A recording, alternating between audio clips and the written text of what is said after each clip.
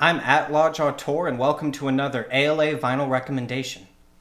Today's installment is very special to me because I'm going to be talking about Stove God Cook's Reasonable Drought. Named after the Jay-Z album Reasonable Doubt, this shit is better in my opinion. Nobody has done it like Stove God Cooks. He's like the second coming of West Side Gun, but better and more clear. He calls himself the trillest rapper alive, and I'm not going to disagree with him on that in the slightest. This one I'm going to be a little bit more detailed and break it down song by song. I want to just start out by going over his backstory. He used to be under a different name. Stove God, I think, is 30 now, and he's a Syracuse rapper. This album was released under The Conglomerate, which is Busta Rhymes' label, and it was produced by Rock Marciano, and this is one of his best produced albums.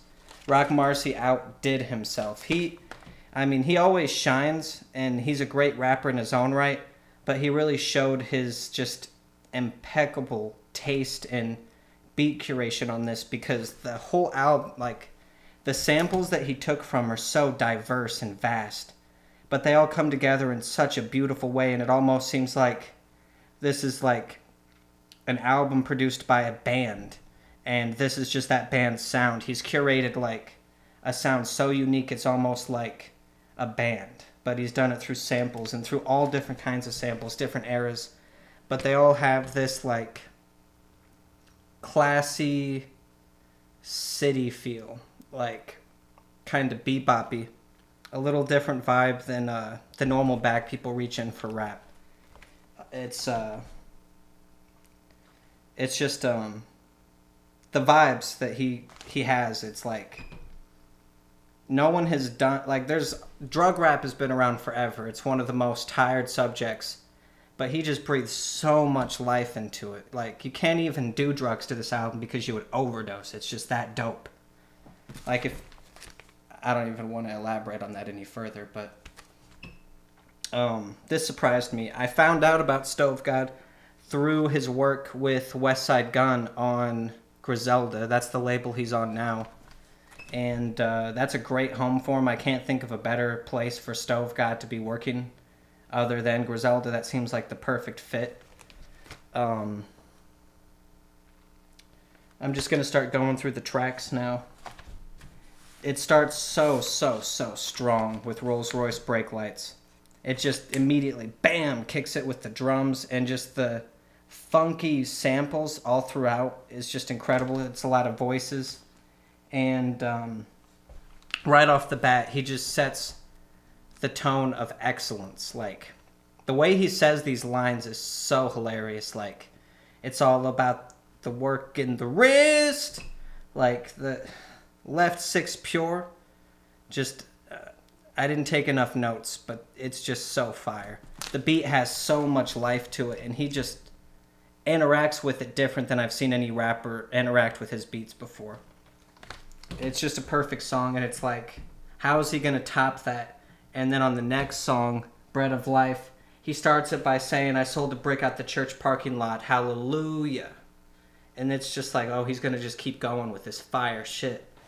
It's just, like, I've never seen an album that starts that strong, and then the next song just continues with that just power. So that's an incredible feat. I've never, like, he just immediately brings you to this elevated place and then stays there the entire album. His ad-libs are fire. He goes like, nah.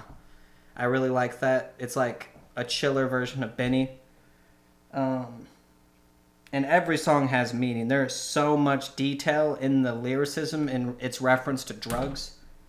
Like, he says at one point, we got a pop quiz by the feds and aced it. Like, the stuff he's talking about is just hilarious. It's just hilarious. The next song, Break the Pyrex, is my favorite on the album. I just love the, like, elastic beat in the bass. It's like a rubber band sounding bass, and just this chorus of just this exclamation of the beat is like a big exclamation. And this song's actually funny. back when I used to be involved in drug trafficking and whatnot, I was running a kitchen, and I had someone working for me that was using Pyrex to bathe and making cartridges, and he didn't listen to the instructions, and that shit exploded on him.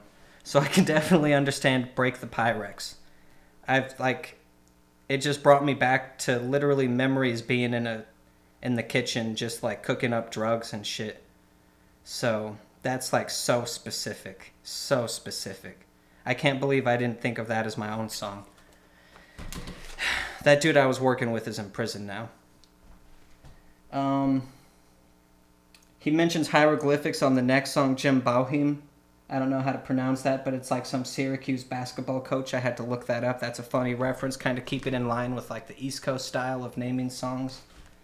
And he talks about hieroglyphics. I don't know if it's just fitting in with his Egyptian theme that he has throughout the album, or if that's a reference to like Del the Funky Homo Sapien. Either way, it's dope to hear. And I'm just going to go forward to Money Puddles, another excellent song. He says shooters ordered from IKEA. That's just hilarious. Like, they break down easily. He says both X's a 10, together they a dub. That's just hilarious. Another reference to, like, a bag of weed for $20. That's just, like, a lot of shit when I hear references about street slang and music, because I grew up in the hood. It's like they're just adopting shit they heard. Like when someone is talking about glitz and glamour and then they talk about smoking Lucy's, it just doesn't make sense. Like, why are you flexing talking about a Lucy? It's like they're just adopting slang they've heard before. So when Stove God talks about shit, he's like lyrically referencing real drug terms that you would have to, like, it's just authentic is the best way I can describe it. And that just goes in line with what he says at the end of the song. If I can do it, you can. And then he kind of wanders off and says, I can't say that. Which I like that too. It's like the path that he took, nobody else can do what he's doing. And he knows that. And selling drugs ain't easy.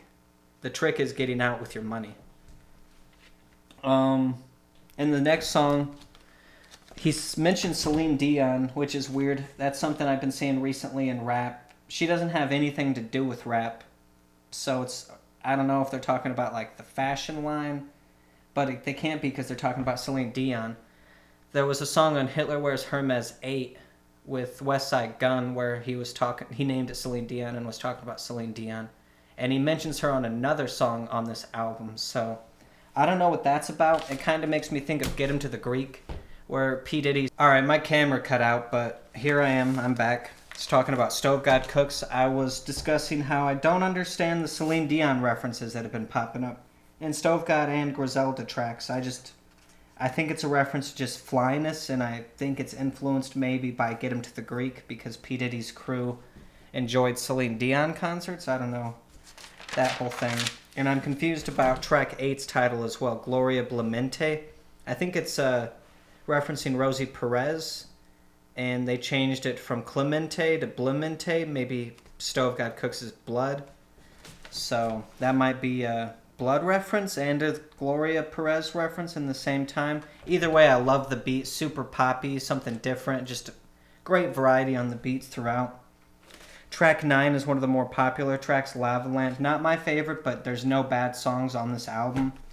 He talks about waiting for Detox, referencing Dr. Dre. That's kind of funny because he's like, it's going to take a long time. And just another great line, like Egyptian in the kitchen built the pyramids. Just amazing lines. The next two songs, I don't have a lot to say. John Starks and Cocaine Cologne, both solid. It ends with Balenciaga Stamp. It has this wistful, like, 1980s sitcom style sound to it. Like it sounds like Cheers or something. Just a great way to end this album. And the whole album just has this great city feel, like Night Districts. Just a very unique, special feel. And I can't stress enough just how unique his delivery is, his writing. And he just breathes light into a stale genre and just makes me interested in it again. And I'm really happy he's with Griselda. Like, his stuff on, like, Jose Canseco, where he's like, with the feds come asking, everything is cap. I love that. I just, like, his features recently have been amazing, and I can't wait for another album from him.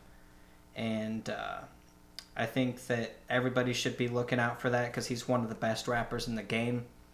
Just he's the best feature artist in my opinion now. I don't think anybody brings more to a feature than he does. So that's extremely high praise. I mean, I do these rap recommendations for a reason. This one's very important to me. I think this album is underappreciated. He should be just known as one of the best. It's just, this album's incredible. I wanted to just leave off this review by just stating one of his second verse on Crosses, track 4.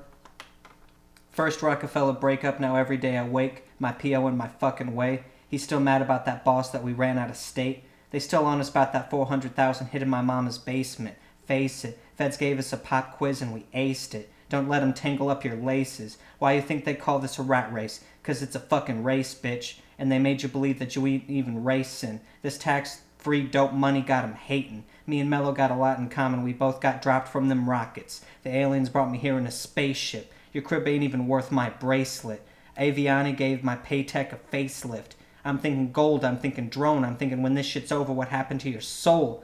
You thinking like the masses, I was thinking rogue. Thinking bold, I cracked the code. I was thinking all this shit when I was on the stove cooking coke. I'm thinking we made it home. Take the rental doors off in our low and then we're on a roll. Just fire. Super fire. And I feel it, it's the real that I feel every single time. Every single time he raps, it hits me in my soul. So, I recommend this album 10 out of 10, not a better rap album made in the past 10 years. And I'll argue that. If anybody knows the meaning behind Gloria Blemente, please let me know in the comments. I'm interested. And if anybody can explain why Celine Dion has become synonymous with, like, just fly ambition and hip-hop, it's kind of a weird transpiration. Like, I don't understand that. But, yeah. Stove God Cooks, Reasonable Drought, Trillest Rapper Alive.